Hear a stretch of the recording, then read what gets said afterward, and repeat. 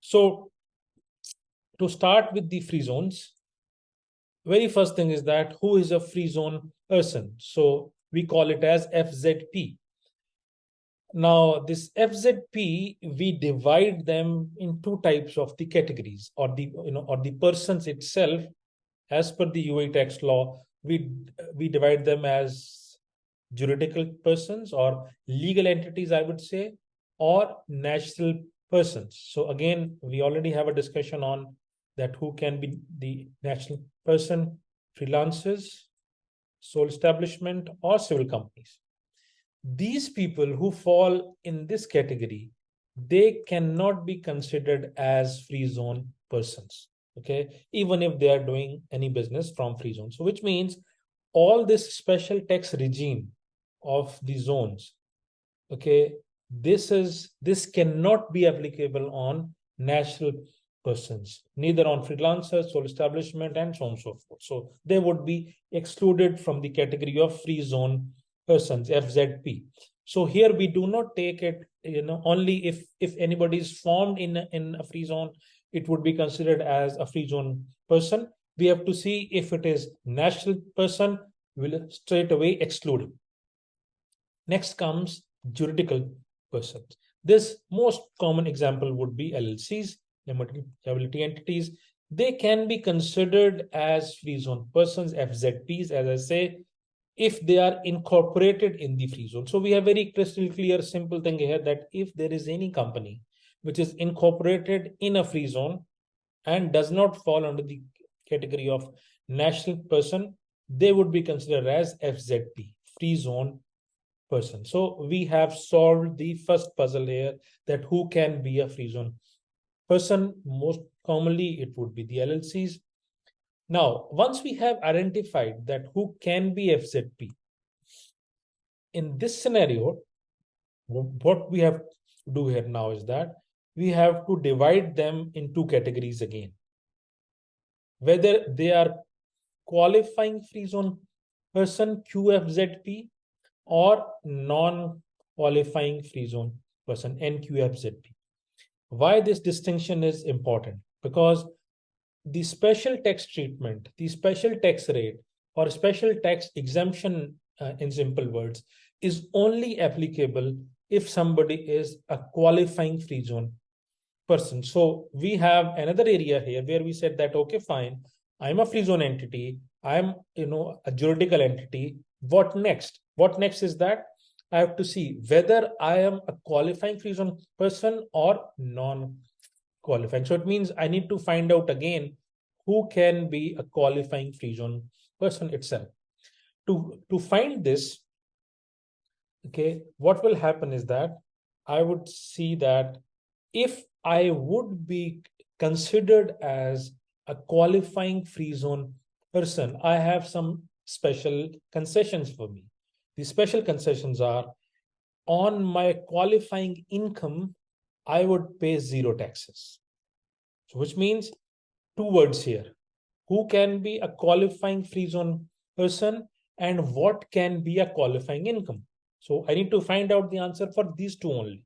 If I'm a qualifying free zone person and if I earn a qualifying income, then I would not pay any taxes, which is a great, great concession for the entities, because if the same income is being generated by a mainland company, they would still pay taxes. But this qualifying income, okay, which I'll explain you in due course, if it is earned by a qualifying free zone person, it would be totally taxed at 0%. And for a qualifying free zone person, if that person earns an income which will not be a qualifying income, that would be taxed at the flat rate of 9% itself. Okay, so again, just a small recap. I need to find out who is eligible for the corporate taxation for free zones. First thing first, who can be a free zone person? Only juridical entities can be. These free zone person have to be qualifying free zone person to earn a special tax regime. And if they earn that, what will happen to them? On their qualifying income, they will pay zero tax. So from here onward, we'll try to find out the answers for two things: who can be qualifying free zone person, and what the hell is qualifying income itself, which would be giving me a big concession.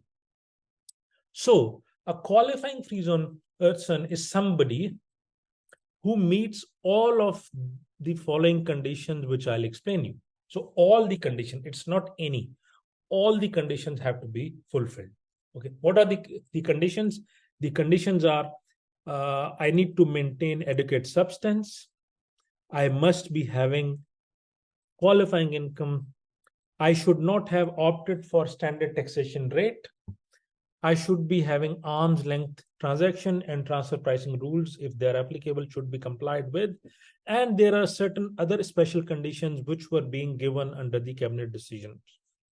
So when all of these 5 conditions are fulfilled, I am somebody who can be called as qualifying free zone person. So we'll now see them in detail. First thing first, I must be incorporated in the free zone, which we have discussed already. Second is adequate substance. So adequate substance is that if I am working from a free zone and I'm saying that I am having 50 million sales, I must be able to justify that I have my office, my staff there, I have my working conditions out there, I may be having a factory there, so I should be justifying that. It's not that I am actually working from some other country and here I have just opened a small company just for invoicing purpose, which earlier was done very commonly here. That, for example, a company from let's say Brazil, because Brazil have a very high tax rate, so they would say that let's open a company in Hambria free zone and start invoicing from there, because we are just selling by buying from China and selling it to India, so we will form a small company and do all the activities. But now I have to justify. I would say that my core income generating activities should be conducted from free zone. I should have adequate, assets, which means that if I'm claiming to be a factory, a manufacturing plant, or any such industrial activity, then I must have my assets there in that free zone. I must have qualified employees to conduct such activities. For example, let's say I would say that I am a jewelry manufacturing company, and the only staff I can show is my finance team. Then it's not it's not supporting, because jewelry manufacturing would require specific type of small furnaces and all those things, and the employees who can do that activity. So the I have to show that I have the qualified employees to conduct such business, and the operating expense which I'm spending here must justify the level of income I am showing in that free zone company. So it is a very complex area, and only those companies who are generally doing business here in UAE would only be able to fulfill these conditions. And the similar sort of conditions, if anyone is also exposed to economic substance say regulations, ESR, they also ask you from similar set of these sort of the conditions. Next is this company who has been incorporated in free zone and has adequate substance, they must be deriving the qualifying income as specified in the cabinet decision number 55. Very shortly, I will explain you what is the qualifying income, but for now, just understand that we have to earn the qualifying income also to be a qualifying free zone person. Next is not elected for a 9% tax rate. Now, you may be surprised to know that why someone, when he is getting a concession, is asking for that, please tax me, I want to pay taxes. And the reason for this is that if you opt for being treated as under the corporate tax for free zone, you may lose certain benefits. For example, you cannot be grouped with other, the tax group companies. Then you may not carry forward the the interest, special treatment of interest expense, where you cannot claim full interest in 1 year, and you have the option to claim it in next period. So there are certain concessions which you will be, which you will not be getting. So FT says that yes, you can opt, you can be a qualifying free zone person only if you have not opted for 9% tax rates. Next area is arm's length and transfer pricing rules. So these arm's length and transfer pricing rules are where we say that if you are dealing with your sister companies or with your connected persons, with your CEO, with your owner, with the staff, with the spouse of the owner, and so on and so forth, if you are dealing with them, transaction has to be at the arm's length. Arm's length is a term which we borrow from the concept of the international financial reporting standards, which says that it should be at fair market value. Okay, for example, if I am a trading company for furniture, and I am selling a particular chair for 600 to my ultimate clients, and I have a sister company, and to that sister company I sell the same chair for 300. Okay, in that case I would not be complying with arm's length principles, because arm's length principle says the pricing which I'll be charging or being charged should be same what I will be charging to my sister companies or my connected person itself. Second example is that the owner is saying that, okay, fine, I have my son who is graduated from the university, so we will engage him as our CFO. And the salary of a normal CFO, let's say it would be 35,000 dirhams. But because he's the son of the owner, he says give him 75,000. What will happen with this is that your salary expense will get inflated.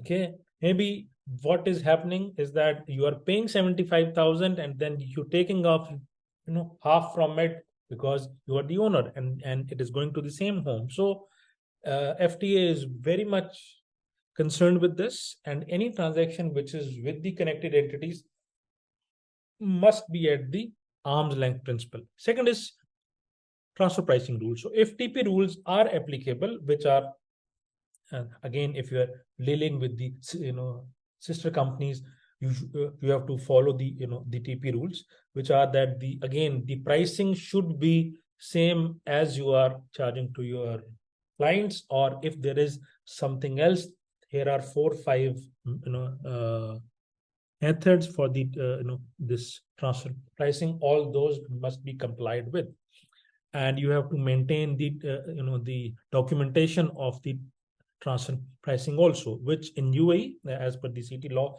is only applicable if your turnover value exceeds 200 million dirhams. Second is that you have to meet some other specified conditions. First is that you should prepare the audited financial statement. So again,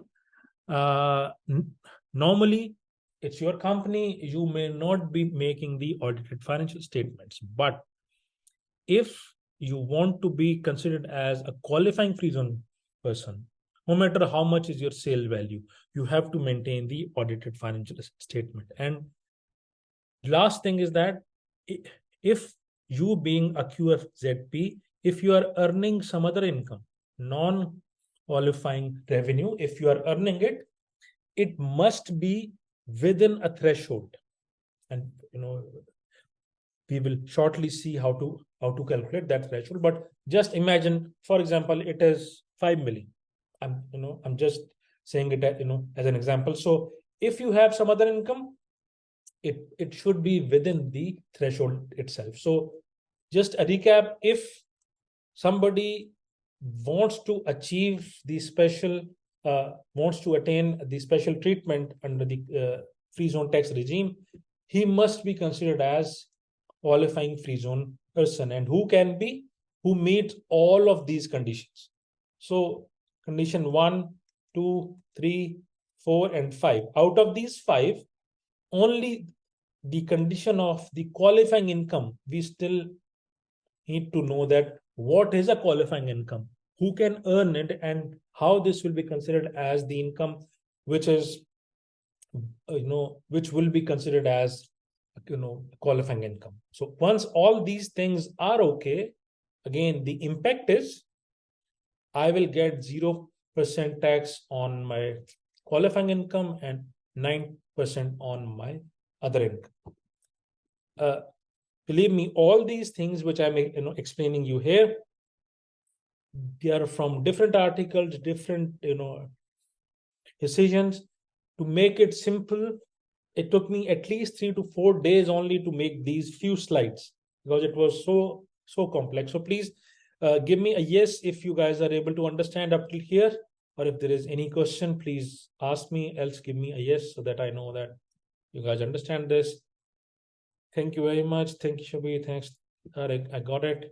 So before move forward, just understand we are in search of corporate tax for free zone. Who can be an FZP? Only the legal entities or the LLC companies. These LLC companies have to be a qualified free zone person. Who can be a qualifying free zone person who can earn 0% taxes if he meets all these conditions. And one condition we still have to understand is what can be a qualifying income. So a qualifying income, to understand it, now we'll dive deep and we will see that what are the business activities of that company. Now here we don't talk only about the activities on trade license. We talk about the actual activities on ground with the company's undertaking. So for example, I have listed down 6 or 8 activities which the company is doing. They may be doing the manufacturing, trading, giving some services, giving some advisory services, so on and so forth. So I will divide them in 3 broad categories. First one is qualifying activities. Second one is called excluded activities. And third one, what I say them as other activities. So up till now, we don't do anything. We'll just put our business activities in the appropriate activity, the category. We have a list of 13 activities mentioned in a cabinet decision, which say that if your activities fall in this category, you are having the qualifying activities. And if the activities are another list of 7 activities, if you are from those activities, it is called as excluded activities. And if your activities will not be either here or here, you will be having some other activities. Now, make sure we do not confuse the names. These are only the classification of the activities. When I say qualifying activities, it doesn't mean that if I am having some activities which are the qualifying activities, automatically I would be earning the qualifying income. No, it's not the case. This is only the type of activities I'll be having. So 13 activities, which are the qualifying activities, 7 activities, which are excluded activities. What are these activities now? These activities, here is the list of the activities. There are around 13 activities which are classified as the qualifying activities. And these are, on top, we have manufacturing. So if from the free zone, I am conducting the manufacturing activities, I would be called as some company which is having a qualifying activity. It's not yet the qualifying income. It's only the activity. Next, I have processing of the goods, holding of shares and other securities. For example, I may form simply the holding companies. Then I may have ownership and operation of ships, reinsurance services. It's not insurance companies, it is only reinsurance services. I may have fund management services. I may have wealth and investment management services. I may have headquarter services, which is again, if I'm just giving head office services to my sister companies. I don't do any other activity. I may have treasury and financing activity for my sister companies. For example, I have formed a company to fund my sister companies. I don't do any other thing. Treasury, okay. Then I may have financing and leasing of the aircrafts, including, of course, their engines and all other areas. So I may have a company which is only financing for the aircrafts. Then another important thing is distribution of goods or material in or from a designated zone. Now, this is the first time where we are using the word designated zone, and the only time. This is a concept from VAT law in UAE, where we do not have the concept of free zones in VAT law. We only have the designated zone, which are specialized zones which have strict rules for entry and exit. And if I'm doing a trading activity from those designated zones, then only I would be considered as doing the activities which are called the qualifying activities. And also, when I'm doing the distribution, I must be distributing to somebody who will onward sell it or will do some process on top of it, which means it would be a B2B selling only for the purpose of that guy to whom I am selling it. He would be selling it onwards. So it would not be for its internal consumption. Very important area. For example, I am inside a free zone and I am trading the goods. I'm a furniture company, and another free zone company comes to me and say, please give me your furniture for my entire office. So in that case, this is for the purpose of internal consumption. It's not for onward selling.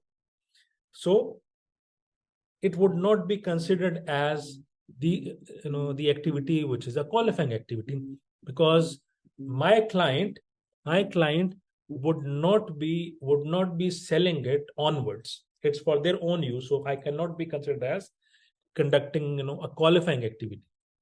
Then I have logistic services.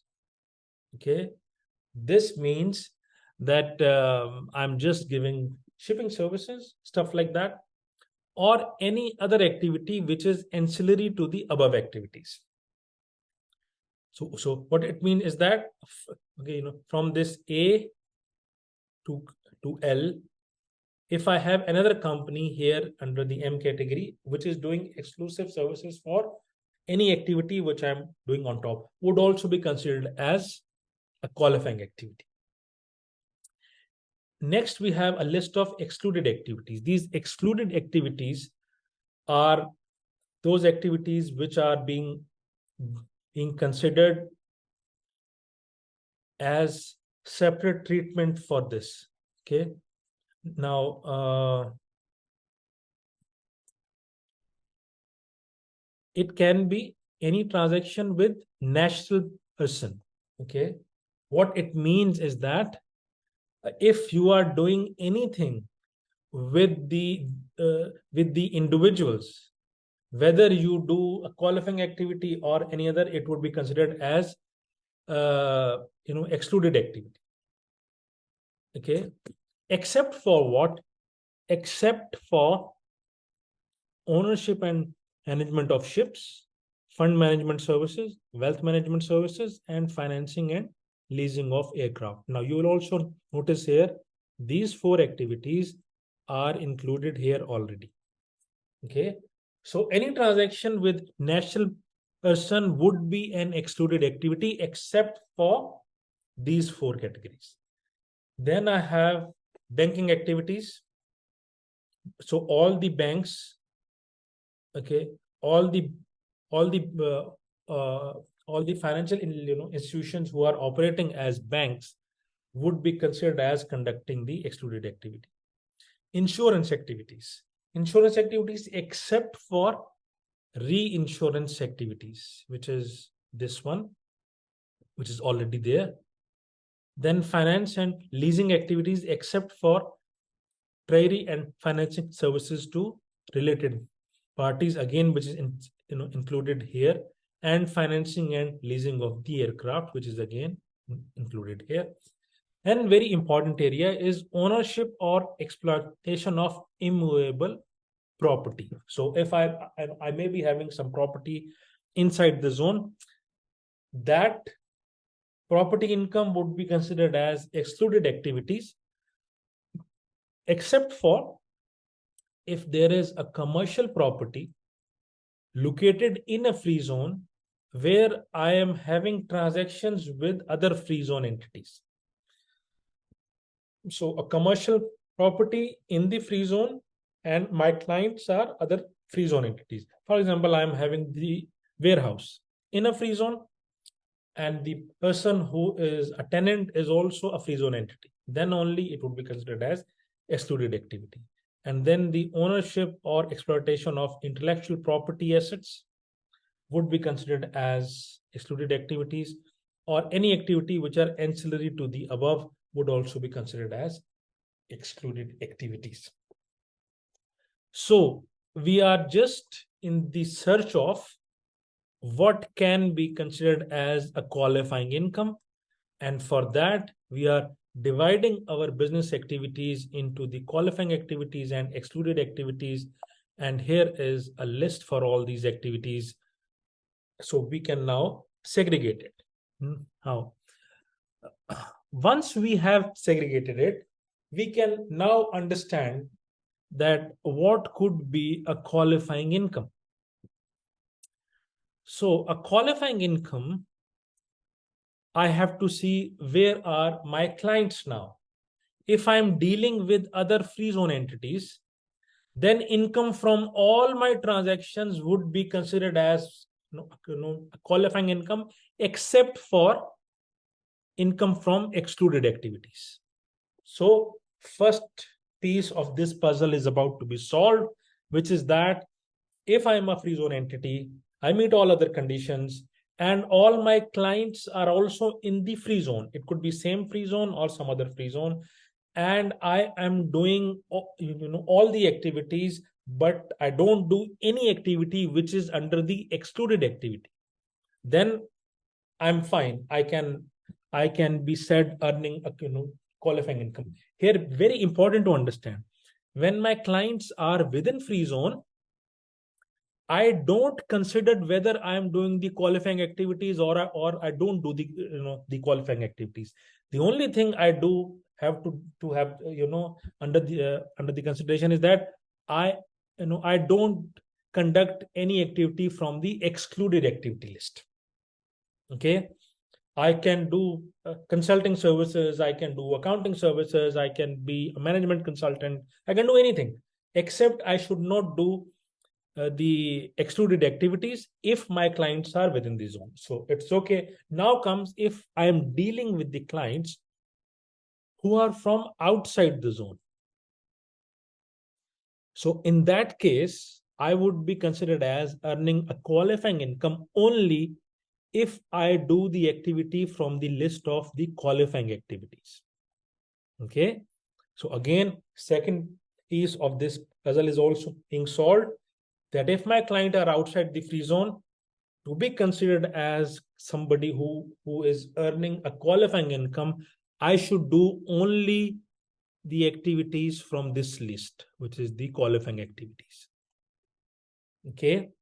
So for free zone clients, I'm good to do anything except for excluded activities. Non-free zone clients, I should only be doing the qualifying activities, and it goes without saying that I should not be doing any excluded activities. Next is income from all other transactions. Any other income, okay, would be considered as my qualifying income if I satisfies the de minimis requirement. Now this de minimis means if my other incomes are within a threshold. Now just to take you back to a slide which I said that one of the conditions of the entity being considered as qualifying free zone person is non-qualifying revenue should be within a specific limit, which is called as de minimus requirement. So now it is the last piece for this whole puzzle is that how to calculate this de minimis requirement. So if I am able to understand this one, I am fully capable of saying that what would be a qualifying income. So before we go there, we need to see that there are certain incomes of a free zone entity which in any which way would still be taxed at the standard rate, whether they are earning the qualifying activity income or not. This sort of income, which I'll explain you in these slides, would still be taxed on at the standard rate. This income is, first one is income from my permanent establishment, either domestic or foreign. In simple form, it means my branch income, which is outside the free zone. So if there is a free zone company inside the free zone, who has for that company, the head office company, all the incomes are from all the clients are within free zone, but it has a branch in mainland. That branch income would be taxed straight away at 9%. There would not be any concession on that. So we will be charging it straight away and calculating it separately. Then we have certain incomes of that free zone entity which are attributable to immovable properties located inside the free zone. So which type of immovable property would be included here? Immovable property, which is the income which can be from my commercial property.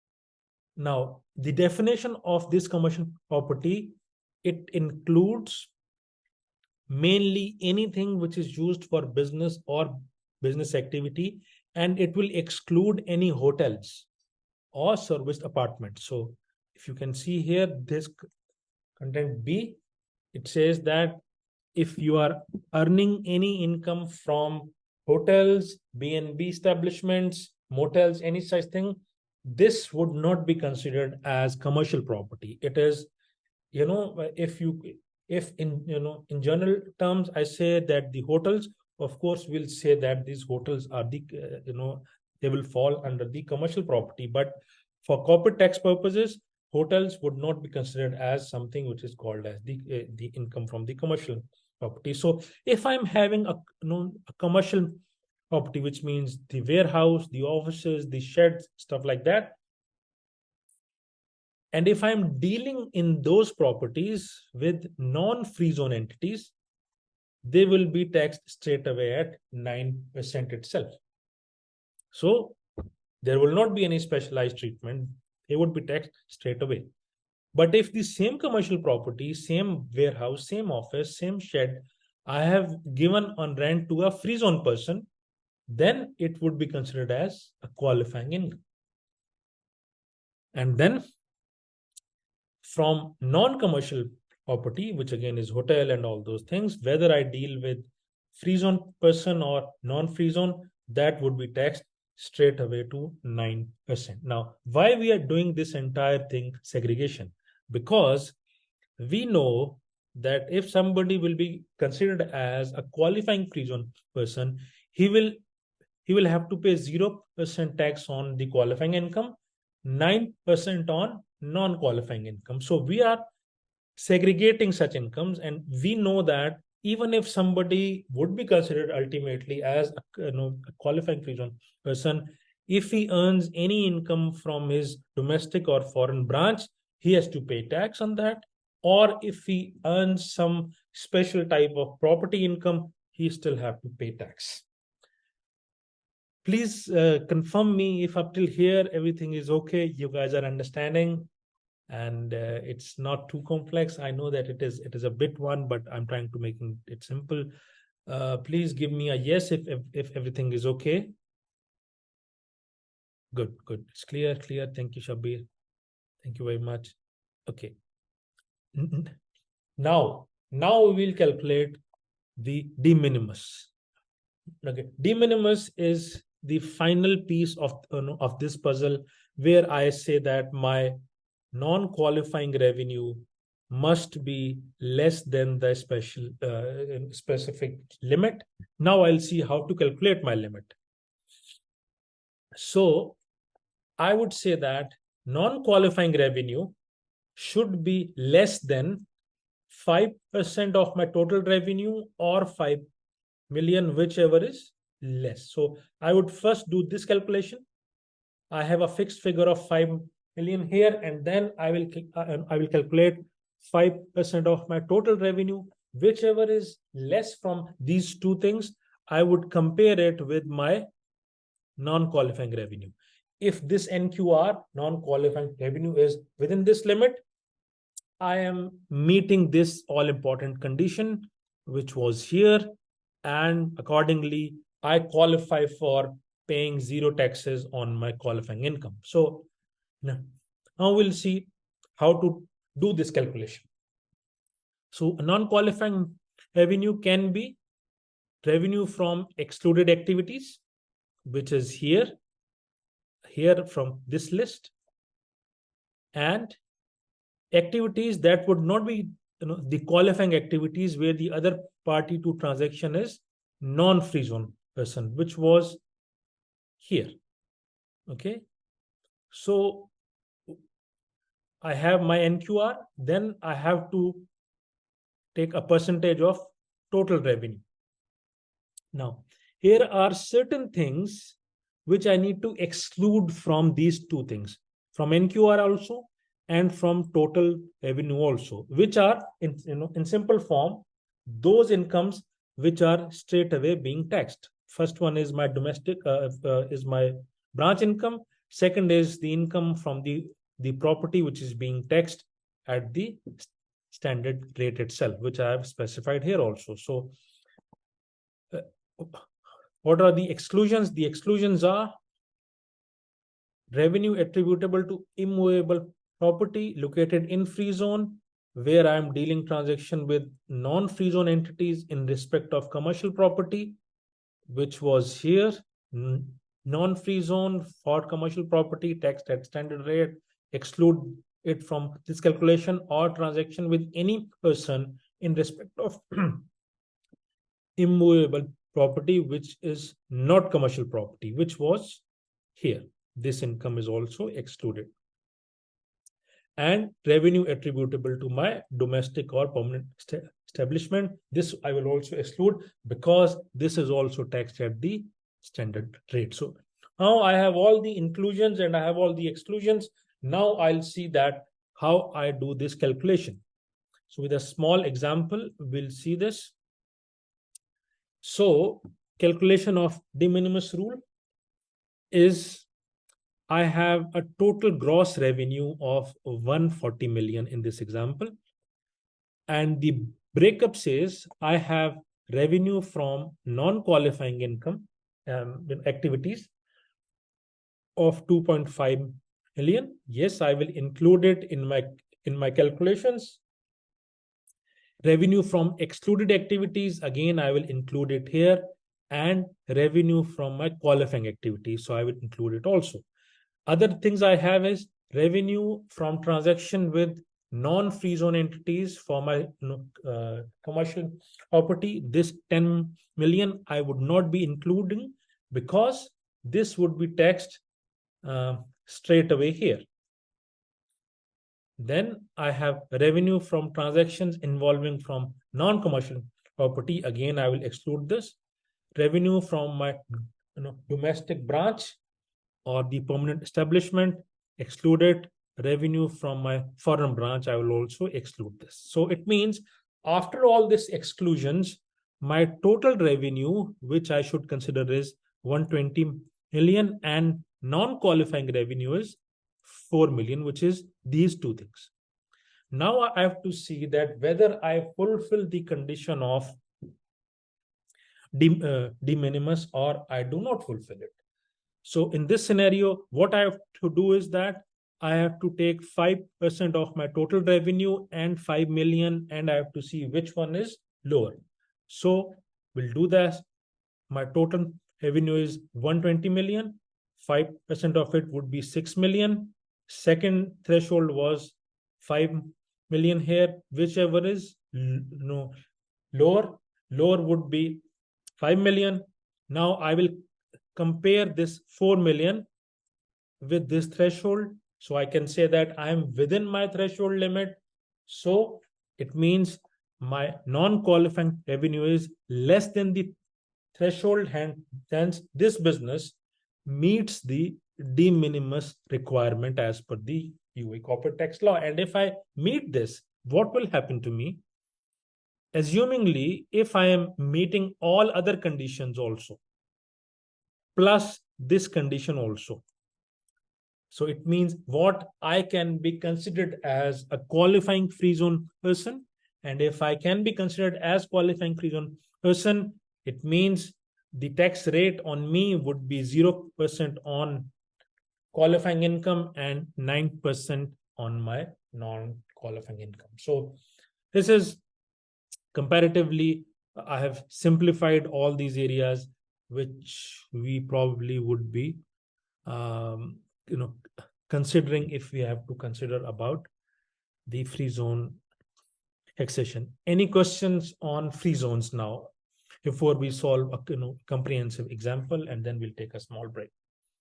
Any question up till here, or please give me a yes if everything is fine about the free zones. Please confirm me if everything is okay. Thanks, Shabir. Thank you very much. I believe all else also it is fine. Thanks, Tariq. Good. Okay. Let's now see that. Thanks, Masansa. A final example of whether a company would be able or they are meeting the all the conditions or not.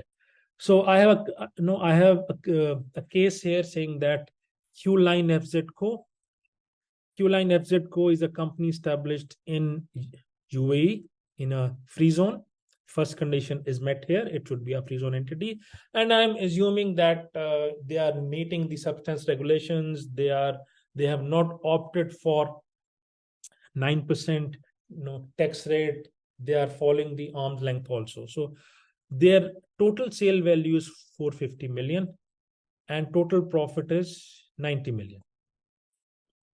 What we need to calculate is that how much tax will they pay if they are under the qualifying income category. What we need here, we need a breakup of their sales value, which is here, and breakup of their profit from the activities, which I'm having here. Now, here because it was just an example, it's pretty easy, simple, because I can do it. But when you are doing it, actually, it would not be that easy to have activity-wise profit calculation separately, but it would be a requirement. So my activities are manufacturing of the goods, which are sold to the free zone persons, 200 million. Sales value 35 is my profit, where I will do the classification. I will classify them as qualifying activities. Whether it is included in NQR, non-qualifying revenue. No, it's not a non-qualifying revenue. And it will be included in total revenue for de minimis rule. Yes. Whether 9% would be applicable if it meets the condition. No, it's not applicable. Manufacturing of the goods sold to non-free zone entities. Manufacturing of the goods, we'll see, and our client is outside the zone. Now we have to check whether it is within the list of the qualifying activities. Manufacturing is there, and I'm dealing with non-free zone entities and my activities from the qualifying activity. So this would be included here as qualifying income, and I would not be considered it as NQR, and it would not be taxed, and it would be included in my total revenue for de minimis. Distribution of the goods, again sold to FZPs, it would be a qualifying income. It's not an NQR, and it is included in my total revenue, and it would not be taxed also. Now comes a technical advisory service.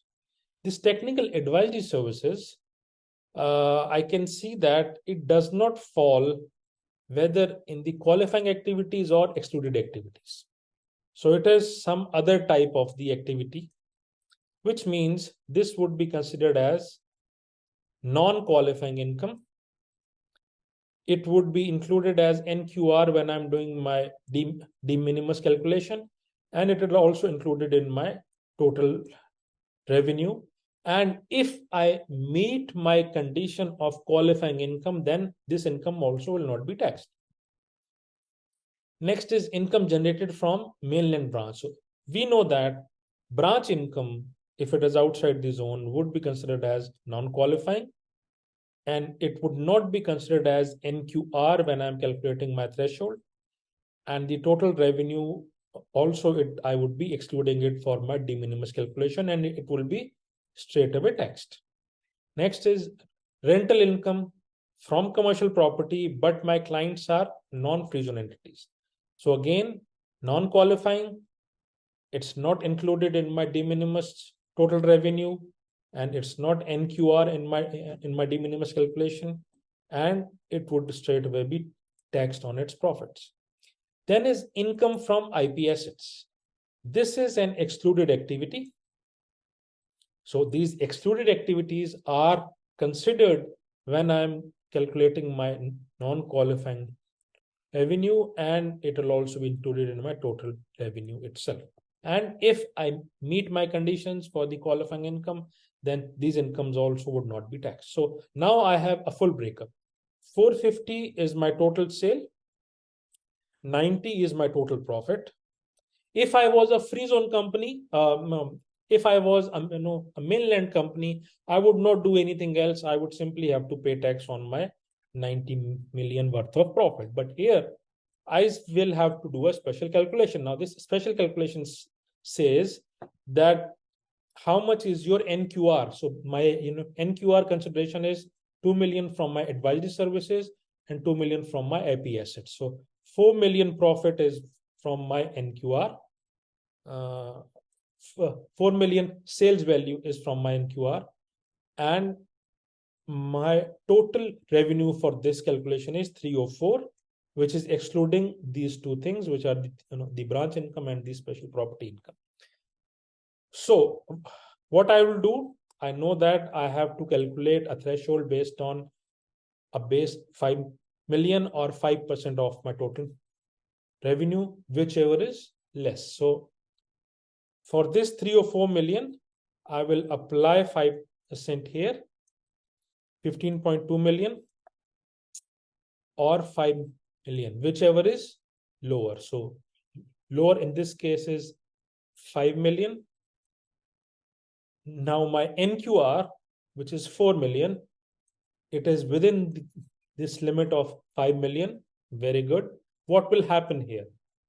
On my qualifying income, which is these incomes, and this would also now be considered as my qualifying income, and also from the IP assets. So this all, which is 16 million worth of this profit, would not be taxed at all.